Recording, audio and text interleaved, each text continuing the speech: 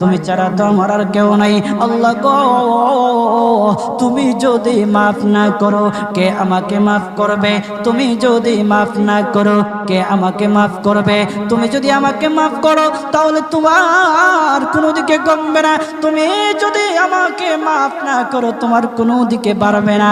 আল্লাহ গো, তুমি আমাকে মাফ করে দাও। সারাটা জীবন অন্যায় কাজ করেছি, সারাটা জীবন নাফরমানি করেছি, আমার কাছে কালেমার দাওয়াত কম আসে নাই, আমার কাছে কালেমার দাওয়াত কম আসে নাই, আমাকে লোকেরা কম বোঝায় নাই। ওগো আল্লাহ, তুমি আমাকে মাফ করে দাও।